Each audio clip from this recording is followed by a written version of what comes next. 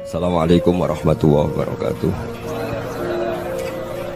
Iki ngaji santai-santai apa? Muhasabah. Muhasabah itu kalau Kiai Jawa maknani itu ngoreksi diri sendiri. Jadi menghitung diri sendiri. Ini pas bidang yang saya tekuni tadi karena Habib Ahmad yang minta kemarin sama ibu siapa dari Indonesian Power itu. Ibu Lia, saya turutin sekaligus saya sambil belajar terus tentang muhasabah. Dalam konteks Indonesia, muhasabah itu sudah jadi perilaku ya. Karena dulu orang tua saya, guru-guru saya kalau ngandani itu, bayangkan kalau kamu jadi dia. Jadi misalnya kita mentang-mentang atasan, otoriter sama bawahan. Bayangkan kalau kamu jadi yang bawahan itu kayak apa? Laukun tamakanah, kalau orang Arab bilang, bayangkan kalau kamu di posisi dia. Makanya guyonannya orang-orang Indonesia itu kan orang ngaramkan judi gitu, bareng dikasih tahu. Tapi yang menang anak jenengan, alhamdulillah. Ternyata ngaramkan itu karena ada anaknya. Kalau anaknya yang menang ya seneng. Meskipun itu guyonan, tapi saya punya padanan itu dalam kitab hikam. Nabi Ibrahim itu Khalilur Rahman, tentu bencinya minta ampun sama yang namanya maksiat. Suatu saat beliau diterbangkan di alam malakut. Itu kalau di hikam saya halaman 15 juga. Saya masih ingat betul. Mungkin kalau Anda beda halaman karena beda cetakan. Setelah diterbangkan di alam malakut, diperlihatkan sama Allah, ada orang pezina, ada orang syaribul khomri, ada orang mabuk, ada orang macam-macam.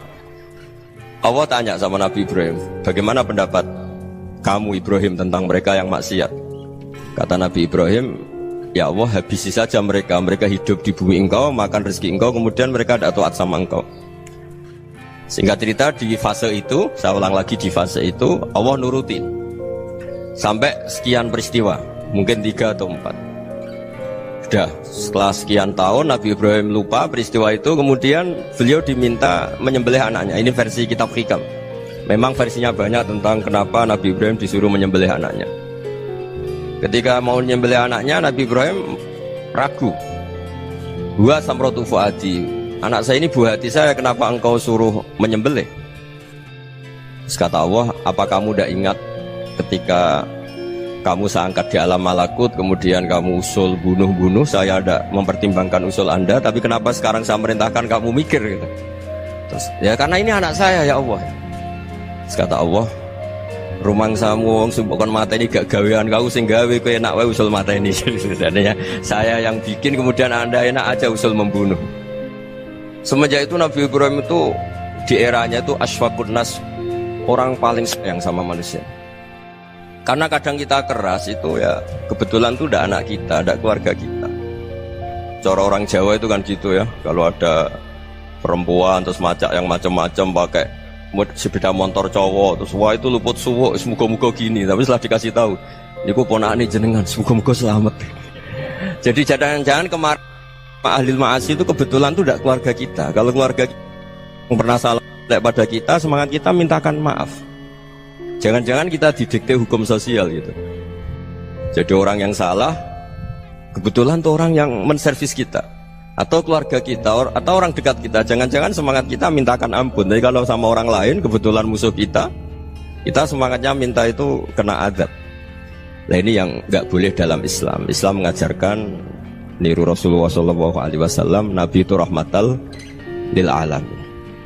Bahkan kemarin saya ngaji virtual sama beberapa habaib. Ada Habib Ali Al-Jufri dari Mesir, ya, ada Habib Alwi dari Kuitang, ada Habib Nabil Al-Musawa. Dari sekian habaib itu saya masih ingat diantaranya yang didawuhkan rahmatan lil alamin itu ketika Nabi adahu kaumuh, disakiti oleh kaumnya, dan itu mereka masih kafir semua. Itu mereka dapat doanya Nabi, Allah mahdi qaumi fa innahum la ya'lamun. Kayak apa baiknya Nabi, orang yang menyakiti, yang melukai ya, tapi Nabi masih berdoa, Allah mahdi qaumi fa innahum la ya'lamun. Sayyidina Umar dapat doanya Nabi itu yakhina kana kafiran, ketika masih kafir didoakan, Allahumma izzal Islam bi Umar. Itu ketika masih kafir. Itu pelajaran bagi kita bahwa yang sedang tidak cocok pun itu berdapat doa kita.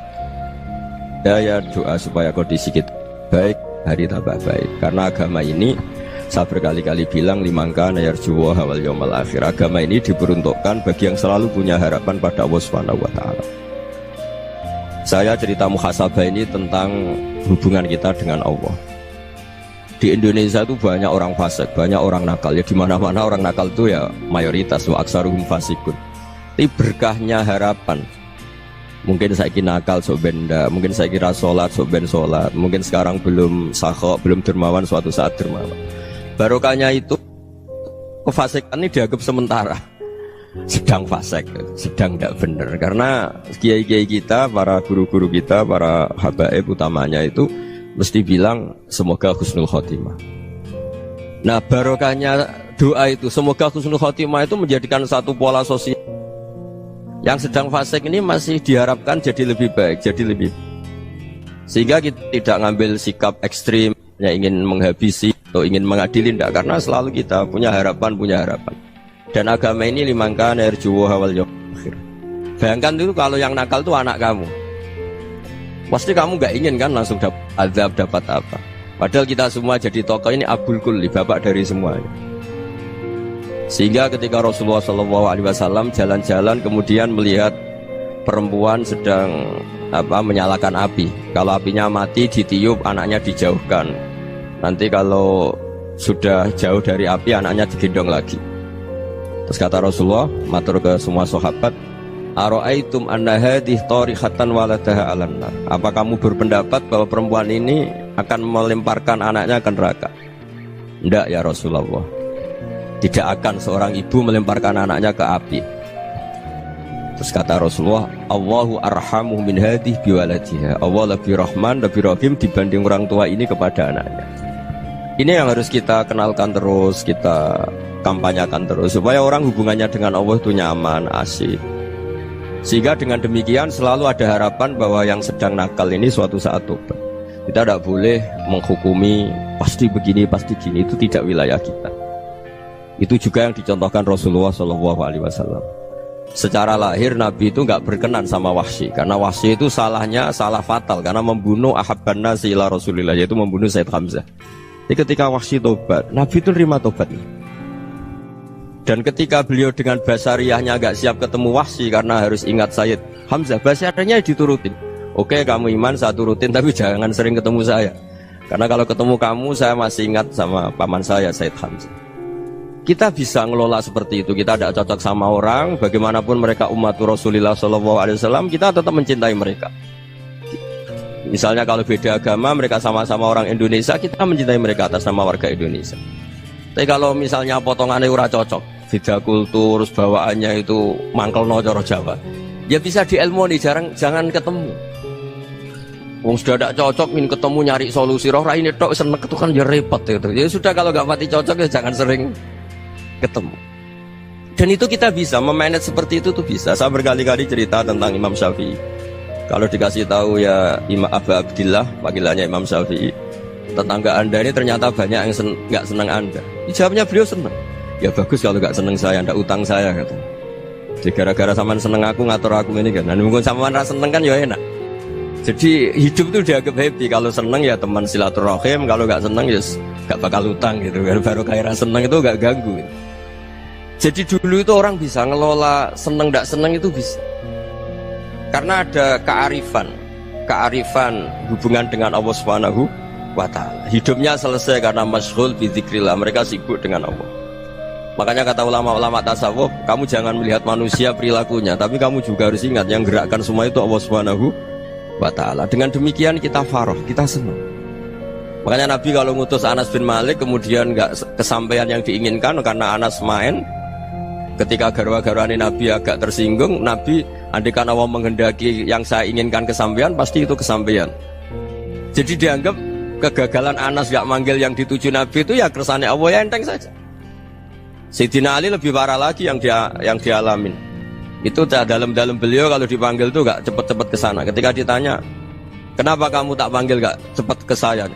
Amin tu ukubatak, karena aku tahu engkau orang baik. Orang baik itu pemaaf. Jadi makanya orang-orang soleh dulu itu bodoni itu. Makanya sekarang kalau ada orang bodoni itu mesti beda orang soleh. Kalau orang-orang soleh itu kakean husnudzon, akhirnya sering dibodonin. Abdullah bin Umar itu masyhur itu. Kalau ada budaknya sering sholat, sergap sholat itu dimerdekakan. Akhirnya nggak sholat pun pura-pura sholat. Akhirnya juga dimerdekakan. Ketika ditanya, kenapa engkau merdekakan? Padahal mereka sholatnya menipu engkau, kata pembisik-pembisik itu. Man khoda'ana lillah in khoda'na lah.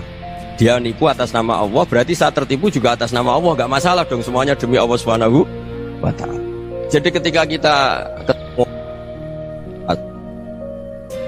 mensifati Allah Ta'ala itu ghafir, Allah pemaaf.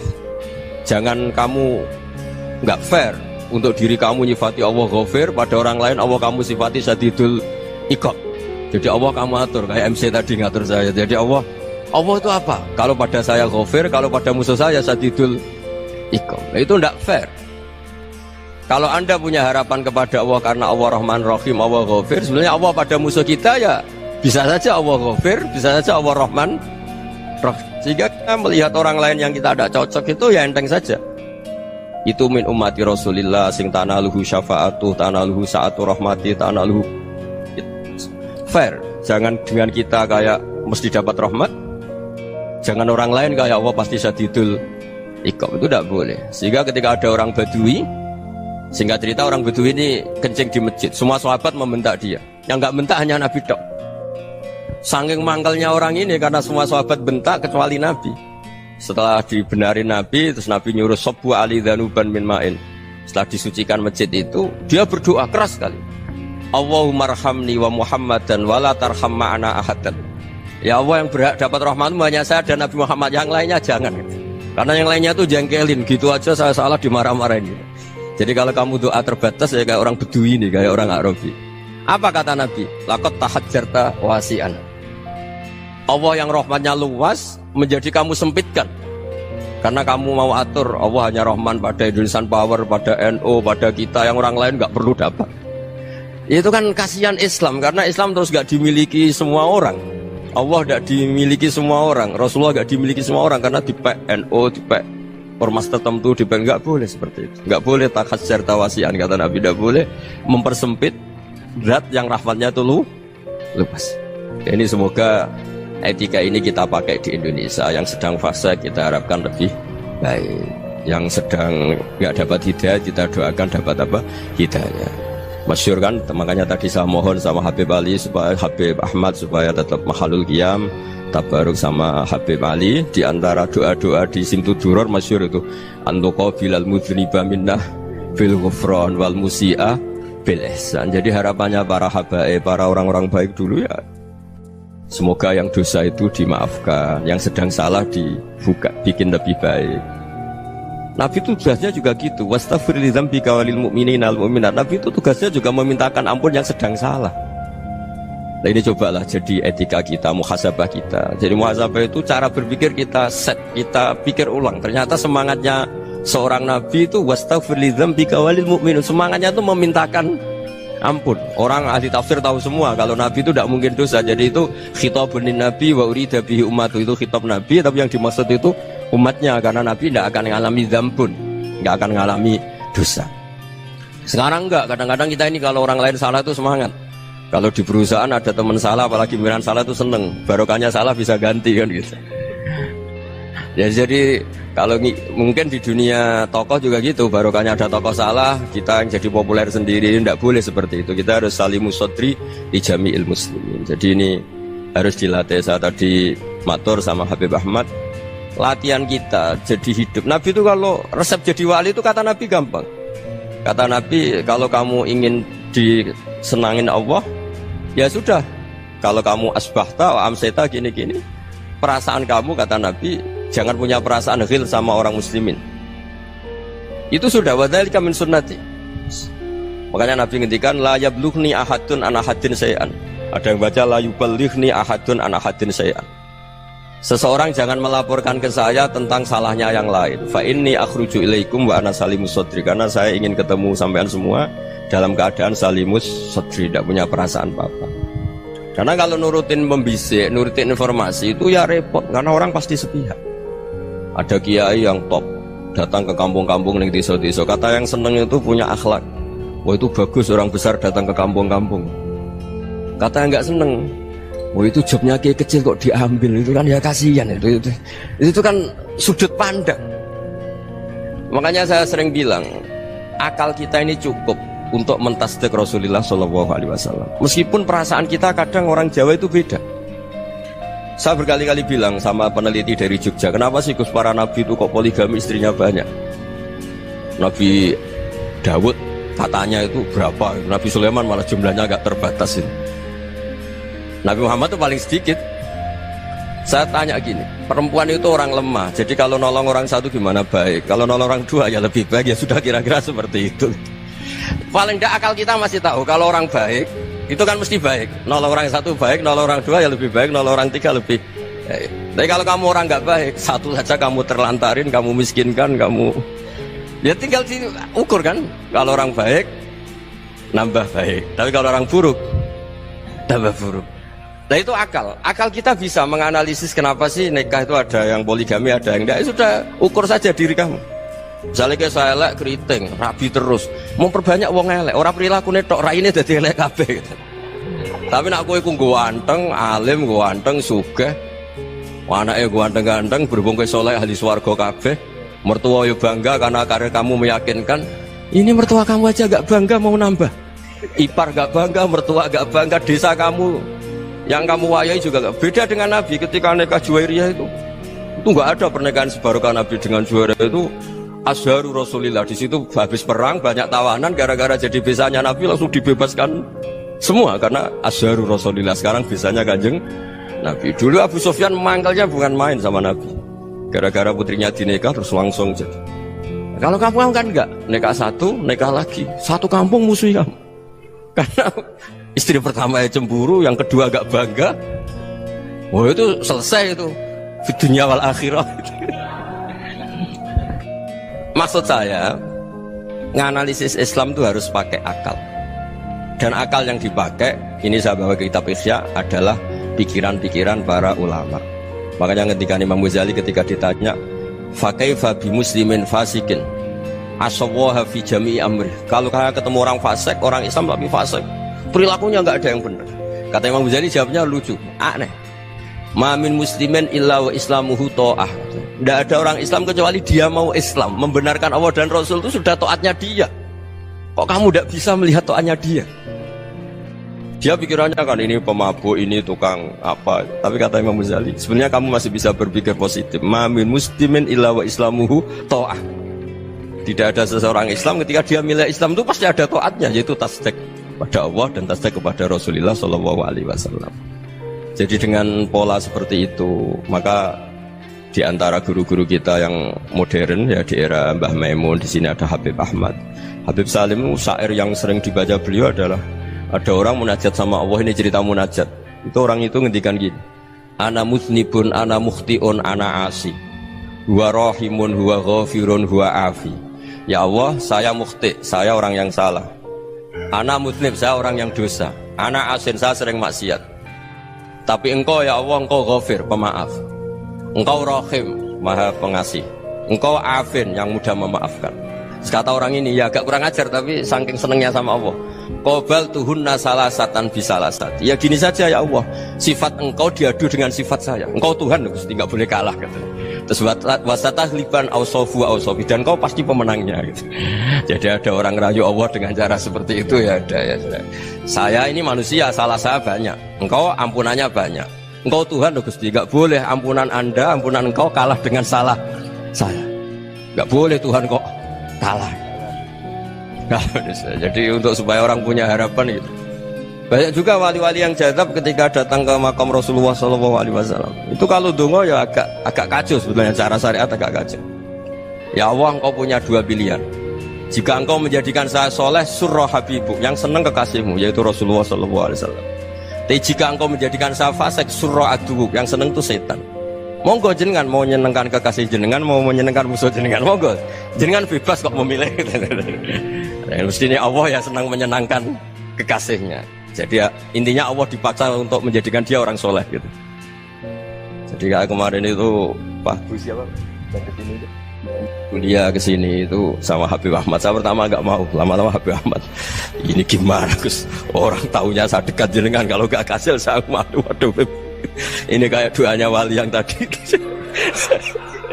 Nggak punya pilihan, nggak ada pilihan ini. Jadi saya mohon muhasabah itu dimulai cara berpikir. Makanya di sini sebetulnya tag ini supaya dapat barokahnya Ihya. Ini kitab yang disenangi para habaib, para ulama. Sebetulnya tag di muhasabah itu redaksinya gini ya, yang lengkap. Hasibu anfusakum qabla an tuhasabu wazinuha qabla an tuzanu wa tahayya'u lil ardil akbar. Jadi ada kata wazinu, jadi ukur. Perilaku Anda ini diukur, ditakar. Misalnya kita sebagai suami kan ya punya hal-hal yang kita tidak ideal. Corong Jawa mesti pesek, cara rezeki ya pas-pasan ya. Dan kita juga kalau makanya agak boleh tanya istri begini, apa saat cinta pertama Anda? Pasti Anda kecewa. Orang jadi istri hanya korban terakhir itu. Sudah. Karena orang kalau ngelamar kemana-mana gak jadi, yang jadi istri itu pasti korban terakhir itu. Jarang istri pilihan pertama, jarang. Ayo semua yang nikah. Rata-rata itu pilihan Anda pertama Pak, dari sekian ditolak di mana-mana terus. Ya perempuan terakhir. Kamu juga korban terakhir. Itu wali-wali dulu kalau ngandani kita itu sederhana.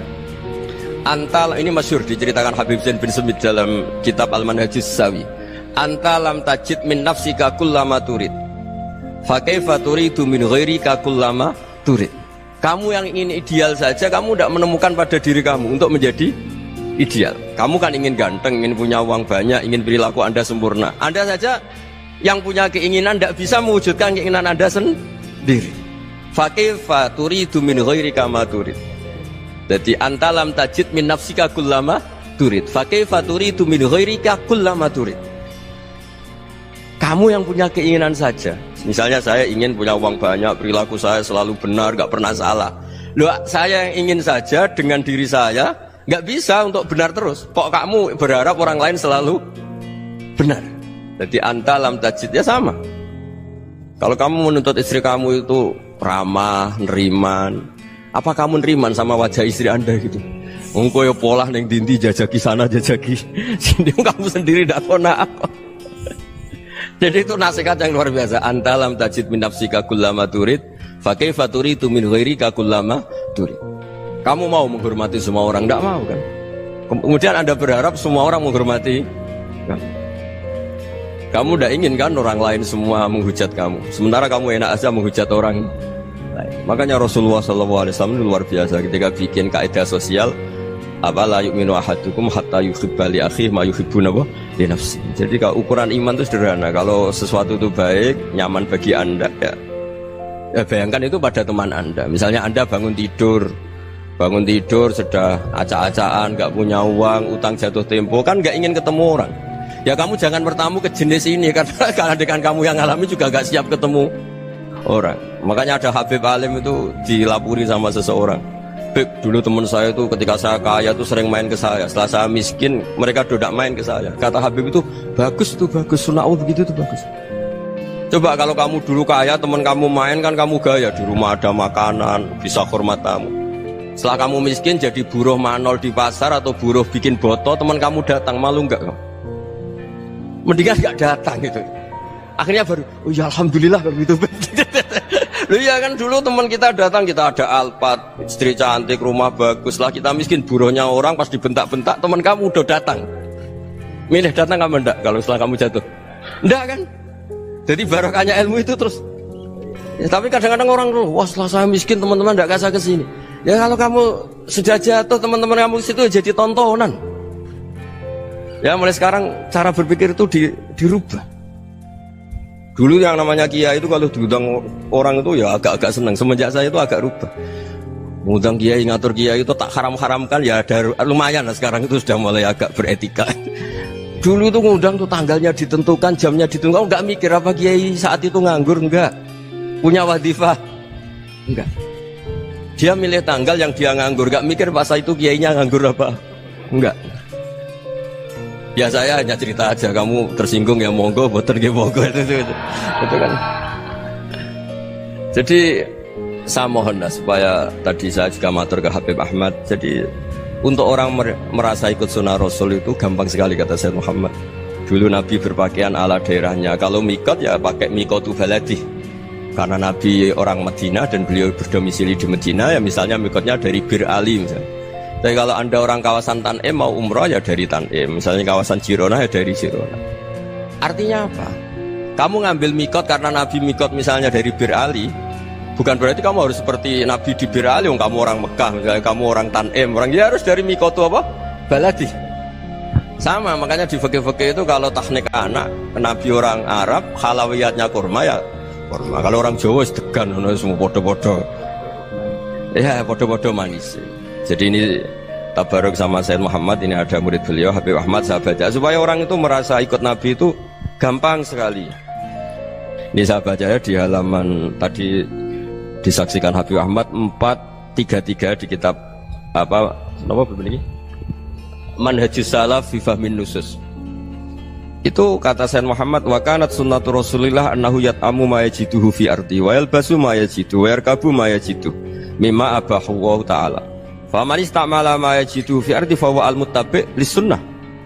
Kama anau hajjal baita min madinati, faman hajjal baita min madinati nafsi fa huwa al-muttabi' li sunnah wa illam takun hadhil madinatu tilka. Jadi intinya misalnya Nabi dulu itu ngasih sedekah kepada fakir miskin ya pakai dinar, dirham. Ya kalau orang misalnya sedekah pakai rupiah ya sudah ikut sunnah Nabi. Jangan, Nabi pakai dinar loh, kamu kok pakai rupiah. Dulu dinarnya Nabi tidak ada tulisannya Bank Indonesia, kamu ada tulisannya Bank. Ya tidak ada seperti itu. Ya jadi misalnya Nabi sedekah pakai tamar atau pakai al-aqid, ya kita pakai beras, pakai apa, supaya orang tuh bahwa Rasulullah itu milik kafatal linnas, milik semuanya, sehingga merasa ikut sunnah Nabi itu ya semuanya.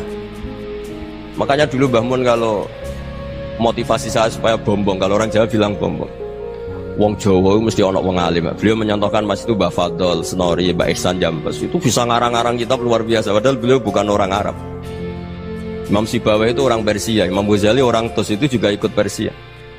Kata Mbah Mun, wong sing ora Arab lah mesti untuk jatah alim kata beliau, karena Nabi itu diutus kafatal linnas. Nanti kalau orang yang alim itu Arab tok, berarti tidak ada perwakilan dari Afrika, dari Asia Tenggara, dari mana-mana. Makanya karena Nabi statusnya itu kafatal linnas. Jadi kita harus bangga sebagai Muslim, sebagai orang Indonesia, karena misalnya Wali Kutub dulu terkenalnya hanya ada di Yaman, di mana. Ternyata pernah ada juga di Indonesia, dan seperti Habib Abu Bakar Segaf Gresik. Jadi ya artinya kan tetap orang Indonesia, meskipun beliau dzurriyyah Rasul kan ya sudah orang apa? Orang Indonesia. Dzurriyyahnya Habib Ali Simtuduror sekarang di Solo. Jadi Indonesia juga dapat Alawin banyak, dari Sadatin Al-Alawin juga banyak. Jadi saya mohon barokahnya ngaji seperti ini. Melihat orang lain tuh gampang, bayangkan tuh kalau anak kamu. Makanya Nabi, nanti kalau nggak percaya lihat di Hikam nomor 15 di kitab saya itu. Di situ dijelaskan oleh Hikam, jangan-jangan semangat Anda pada orang yang maksiat, pada orang yang keliru supaya dihukum itu karena kebetulan itu udah anak Anda, itu udah keluarga Anda. Coba kalau itu keluarga. Makanya kalau saya guyonan di Jogja itu, ada pembantu mecahkan piring terus dimarahi majikannya, saya mesti guyon gitu, pasti itu pembantunya tidak cantik. Kok bisa Gus? Andai kan cantik dan kamu senang mecahno piring satu, piring 1000 ora iso ngamuk. Ternyata ngamuknya tuh karena mecahkan piring apa karena plus tidak cantik? Coba jawab para lelaki ini. Kamu marah sama orang maksiat tuh karena maksiat, karena plus itu udah anak Anda. Bayangkan kalau itu anak Anda. Itu hebatnya Rasulullah SAW. Karena kita yang salah pun kadung umatnya, Nabi tetap ngasih fasilitas syafaati li ahlil kabair min ummati. Kayak apa baiknya Nabi? Udah ikut maksiat tapi ikut fasilitasi ngasih syafaat. Loh kalau li ahlil ibadah kan wajar, Nabi ketika ini syafaati li ahlil kabair min ummati. Ya karena tadi logika yang dibangun Rasulullah itu logika yang luar biasa. Kita semangat orang lain kena hukuman itu karena kita tidak punya ra'fah, tidak punya rahmah. Coba kalau Rasulullah yang bil mu'minina ra'ufur rahim, semangatnya itu mendoakan supaya tobat, mendoakan diampuni. Dan itu juga yang diperintahkan oleh Allah Subhanahu wa taala, wastaghfir li dzambika walil mu'minina wal mu'minat. Ya, semoga barokahnya ngaji ini, barokahnya Habib Ahmad, barokahnya Maulid Simtud Duror, barokahnya semua kitab Madaih, Tiba Berjanji semuanya, barokahnya Ikhya, barokahnya Said Muhammad, barokahnya guru kita semua, Mbah Maimun, bapak saya. Kita ini ngikuti manhaj, ya, ngikuti apa? Manhaj. Saya sering didhawuhi Mbah Mun, kenapa ihdinas siratal mustaqim bukan siratoka? Bukan jalan engkau ya Allah, karena Allah itu nggak bisa kamu tiru. Allah itu tidak tidur, tidak makan, tidak kesel, tidak capek. Yang bisa ditiru itu siratal ladzina an'amta alaihim. Yang bisa ditiru manusia ya niru manusia. Karena Allah itu tidak bisa ditiru. Makanya ihdinas siratal mustaqim siratal ladzina. Dan niru siapa? Niru guru-guru kita.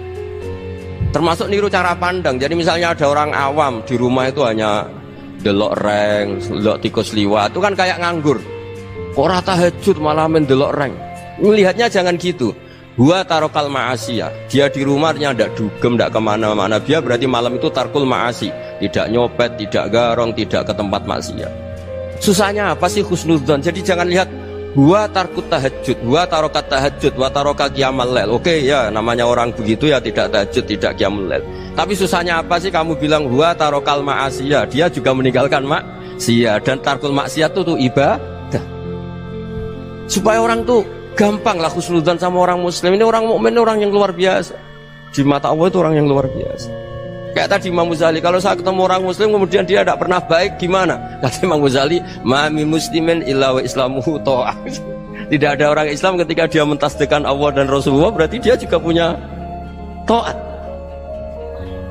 Ya ini latihan saja, sing iso nglakoni Habib Ahmad kula namung cerita mawon. Kula cerita secara akademik, saya punya kitab, saya baca, dan alhamdulillah kita paham barokahnya para guru, dan supaya terbiasalah sebaik-baiknya ibadah husnudzon billah wa husnudzon bil mu'min. Soal tidak cocok ya diilmoni tadi ya, namanya nggak cocok ya jangan sering ketemu. Seperti Rasulullah SAW, beliau karena sangat mencintai Said Hamzah, ketemu orang yang pernah begitu sama Said Hamzah, ya beliau secara basyariah tidak siap. Tapi beliau secara cara bahasa sekarang, secara profesional, kalau beliau seorang nabi dan harus menerima tobatnya siapapun ya diterima. Saya meskipun dengan A, B gak cocok karena dia begini-begini sama saya, tapi saya ingat dia sholat, dia baca sholawat, dia mencintai Rasulullah, ya kita hormat. Ya soal gak cocok ya di manage tadi ya, zuruhiban tasdid huban. Kalau gak pati cocok ya jangan sering ketemu, bawaannya enak nanti. Ya semuanya itu diilmoni lah. Makanya ngendikane Ma'ruf Al-Qurhi ada yang baca Al-Kharki, mangqala fil yaumi salasa marrat umarham umat Muhammad kutiba minal abdal. Karena semangat mencintai siapapun satu hari sering baca umarham umat Muhammad, wa asli umat Muhammad, wa tajawaz an umati Muhammad, itu mesti kutiba minal abdal. Dia pasti termasuk wali abdal. Maksudnya semangat mencintai ya dilatih lah. Misalnya Indonesia Power atau PLN, andai kan tidak ada PLN tuh kayak apa? Orang nggak bisa ngaji, tidak bisa aktivitas. Ya barokahnya ada PLN, barokahnya jasanya. Kita sadar, tidak semua kebaikan kita ini memenuhi keinginan orang banyak. Gitu. Orang banyak ingin listrik, ingin saluran apa, dan itu kadang yang mewujudkan orang lain atau kelompok lain. Ya karena itu manfaat ke orang lain ya kita doakan. Karena khairun nas anfa'uhum linnas. Sehingga kita terbiasalah ngakui orang lain. Seperti semangatnya Rasulullah SAW, semuanya itu didoakan, semuanya diinginkan kebaikannya. Bahkan Nabi gak putus asa sampai di akhirat. Ketika Nabi lain sudah putus asa karena sudah akhirat, sampai dimintai syafaat semuanya bilang nafsi, nafsi. Karena merasa semuanya gak punya nyali di depan Allah. Karena ini sudah akhirat, sudah finish. Tapi apa Rasulullah? Analah. Ya udah saya sanggup mensyafaati kalian. Terus kata Nabi, fa'atiyal arsya. Saya mendatangi aras fa'akhiru lahu sajidan, saya sujud wa ahmaduhu bima hamida 'allamani ya rabbi. Kemudian saya tetap muji Allah dengan pujian yang terus menerus. Padahal sudah di akhirat sudah finish. Nabi dimintai syafaat masih sanggup karena Nabi tahu akhirat tidak bisa mendikte Allah, tidak bisa. Allah terus bilang, "Ya Allah ini akhirat, engkau sudah tidak boleh mensyafaat." Tidak bisa. Allah tidak bisa diganggu akhirat. Allah tidak boleh dibatalkan rahmannya oleh akhirat. Allah tetap Rahman Rahim abadal abad. Dan Nabi tahu itu. Makanya kata para ulama, fa Muhammadun ahmadu min ghairihi. Jadi Nabi Muhammad namanya dua yang terkenal. Sebenarnya banyak yang terkenal dua, Muhammad sama Ahmad. Ketika Nabi punya nyali memuji Allah di akhirat atau sudah di akhirat, Itu fa Muhammadun ahmadu min ghairi. Ketika nabi lain sudah tidak punya nyali muji Allah karena sudah akhirat, Nabi Muhammad tetap berani muji Allah di saat seperti itu. Makanya ahmadu di situ kata ulama itu af'al tafdil. Fa Muhammadun ahmadu min ghairi. Kanjeng Nabi lebih memuji Allah di saat yang nabi lain sudah tidak punya nyali untuk muji Allah di saat itu. Makanya kata Nabi fa akhiru lahu sajidan wa ahmaduhu bi mahamida 'allamaniha rabbi. Akhirnya setelah lama gitu terus Allah ngendikan ya Muhammad irfa' ra'sak wasal tu'tah wasfa' tusyaffa. Sudah Muhammad, angkat kepala kamu minta apa saya turutin, dan kalau kamu ingin mensyafaati umatmu saya beri hak napa? Syafaat. Nah, semoga semangat itu juga menjadikan kita munajat bahwa rahmat Allah tidak terbatas, harapan juga tidak terbatas. Mungkin yang sedang nakal ya kita katakan sedang, jangan terus kamu pastikan wah ini mesti suul khotimah, mesti tidak orang baik. Ndak, agama ini limangkan ayat juwa wal yaumal akhir, selalu bagi yang punya harapan. Ya, mugi-mugi dapat barokah semua. Mantu dengan kata wassalamualaikum warahmatullahi wabarakatuh.